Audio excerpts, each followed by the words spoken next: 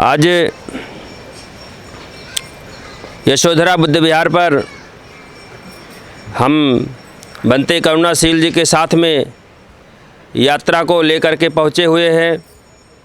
ये धम्म यात्रा विश्व के सबसे विशाल बौद्ध स्तूप केसरिया पूर्वी चंपारण बिहार से प्रारंभ हुई है। यात्रा के दौरान हमारे साथ में बनते करुणाशील, बनते अरिहंत और उपासक मेवालाल और मैं बनते साकेत, ये लोगों के साथ में यात्रा 2 मोटरसाइकिल से प्रारंभ हुई। और ये कारवां जो शुरू किया गया है, इसका नाम दिया गया है विजय शौर्य स्वाभिमान यात्रा। विजय शौर्य स्वाभिमान यात्रा। हमने विजय प्राप्त किया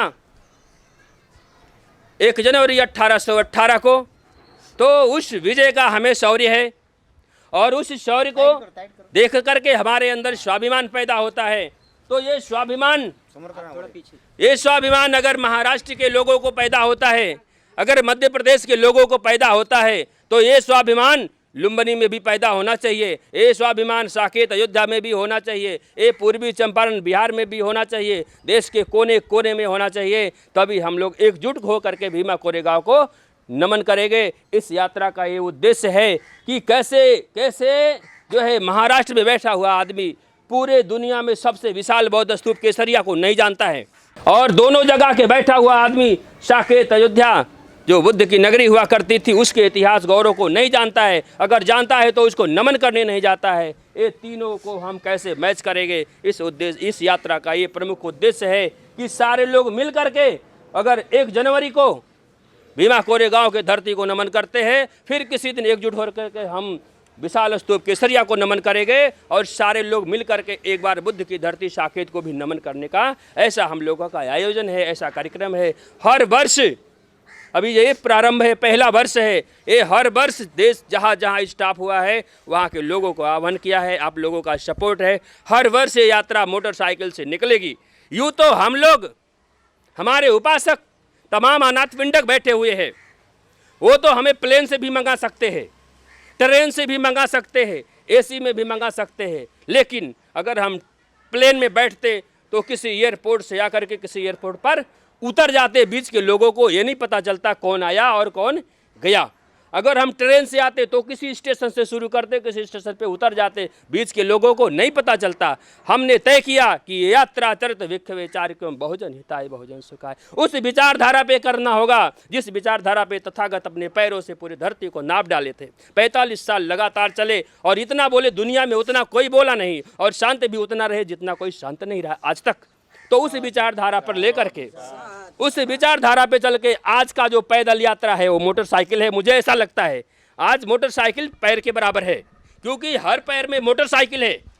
तो मैंने मोटरसाइकिल को पैर समझ करके काम किया कि मोटरसाइकिल को पैर समझ के काम करेंगे, कोई मोटरसाइकिल वाला हमको आके रिसीव करेगा, है ना। उस समय पैदल रिसीव करते थे तथागत को, तो आज आप लोगों ने हम लोगों को जो है ये सहयोग दिया, और हर लोगों से जिसको चाहा जहाँ जहाँ मिला और लोगों से ये मुलाकात हुआ और इसका उद्देश्य बताया। आप लोगों ने इतनी तादाद में जो यात्रा का स्वागत किया है, मुझे बहुत गौरव मिला है और मुझे बहुत हिम्मत मिली है ना। मैंने 40 से ज़्यादा पड़ाव किए और 100 पड़ाव करने का मेरा टारगेट है। 40 उधर से हुआ है और 60 इधर से होगा, 100 पूरा हो जाएगा। एक पड़ाव में कम से कम हम 150 लोगों से बात करते हैं। इस तरीके से हमने कम से 10,000 लोगों से बात करने का टारगेट रखा है, जो अभी आप लोगों के माध्यम से जो मिलेगा ऊर्जा, इससे पूरा हो जाएगा।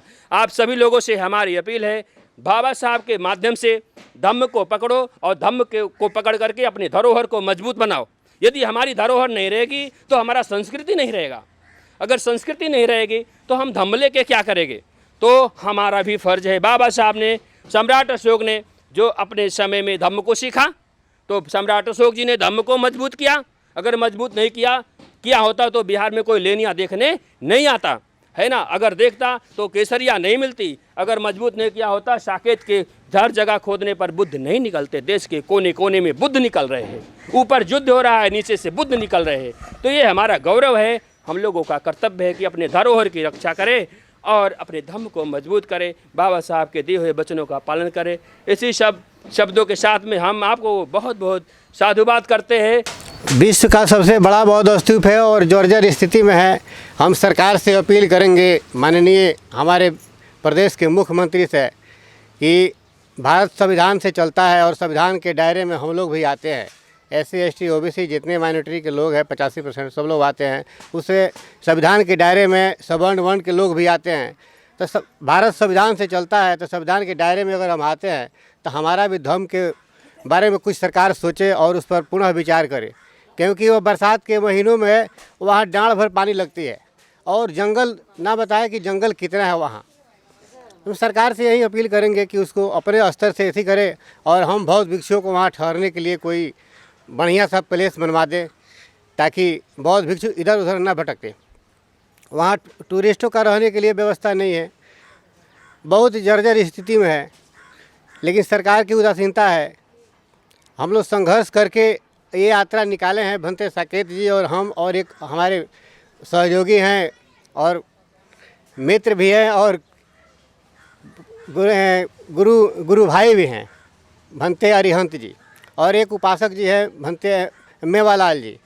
उन्होंने अपनी प्लानिंग बनाया कि हम लोग चले भीमा कोरेगांव, और भीमा कोरेगांव चल के हम अपने शहीदों को जो 28,000 रुपये 100 को 500 हमारे वीर सपूतों ने उसको धूल चटाया था। हमारे जो इतिहास है वो गौरवपूर्ण है, हम लोग थोड़ा उसको याद करें और इसी जोश और जुनून में हम लोग एकत्रित होकर के हम लोग यात्रा किए। 23 तारीख से यात्रा किए तो हम लोग आए कुशीनगर। मेवालाल जी और भंते अरिहंत जी और मैं आया तो कुशीनगर में एक बौद्ध विहार है, चंद्र ज्योति करके नाम है उसका। वहाँ हम लोग रात में ठहरे। उसके बाद साकेत आए तो भंते जी मिले, भंते जी से वहाँ हम लोग प्रेस कॉन्फ्रेंस किए। वहाँ आगे बढ़े तो हम लोग आए लखनऊ में आकर विजय अम्बेडकर जी के यहाँ हम लोग रुके। वहाँ से हम लोग रवाना हुए, काफ़ी सहयोग सपोर्ट मिला, भोजन दान मिला, तो हम लोग काफ़ी उल्लास से हम लोग वहाँ से निकले। तो हम लोग झांसी परिधि है जो परीक्षा, वहाँ आके रात में ठहरे। ऐसे करके जगह जगह कॉम्बिनेशन करके हम लोग आए और कॉम्बिनेशन करते हुए हम लोग 1 तारीख को हम लोग पहुँचे वहाँ भीमा कोरेगांव। वहाँ नमन हम लोग किए। अपना नमन करने के बाद हम लोग पुणे गए, मन बनाए कि चले हम लोग बॉम्बे चैत्य भूमि। तो बाबा साहब के जो परिनिर्वाण स्थली है वहाँ हम लोग गए और वहाँ से कल हम लोग रात में कल वहाँ से हम लोग चले तो हम लोग आज यहाँ आए, जो यशोधरा बुद्ध विहार है जो उल्लासनगर पड़ता है, बॉम्बे के उल्लासनगर में पड़ता है, भंते महामुगलयान के यहाँ। तो इन्होंने काफ़ी हम लोग को सहयोग सपोर्ट किए। 11 बजे रात के खाना बनाए और भोजन दान किए। इससे हम लोग काफ़ी उत्साहित है। आगे की यात्रा अभी चलती रहेगी और हमारा एक और प्रण है कि ये जो हम लोग यात्रा निकाले हैं इसका प्रति वर्ष हम लोग मोटरसाइकिल से यात्रा करेंगे और केसरिया को अयोध्या से जोड़ेंगे, साकेत को भीमा गाँव से जोड़ेंगे। विजय शौर्य स्वाभिमान यात्रा 222 के अंतर्गत यहाँ पर 2022 पर जो केसरिया से निकाली है, यहाँ यशोधरा बाल संस्कार केंद्र में मैं उन लोग का हार्दिक स्वागत करता हूँ और उनका मनोबल इसी तरह से कायम रहे, ये मैं उनको इस 2022 में सिर्फ 22 प्रतिज्ञा जो बाबा साहब ने हमको दी है उसी का वो अच्छा तरह से महिलाओं को प्रेरित किया जाए। जब तक महिला प्रेरित नहीं होगी, क्योंकि बाबा साहब के साथ में अगर रमाबाई होती तो शायद भारत बौद्धमय होता। मुंबई उल्लासनगर में यशोधरा बुद्ध विहार, यहाँ पे अभी आए हैं, इनका आगमन यहाँ पे यशोधरा बुद्ध विहार इस भूमि में हुआ है। उनको सभी भिक्षु को मैं प्रथम नमन करता हूँ। यहाँ पे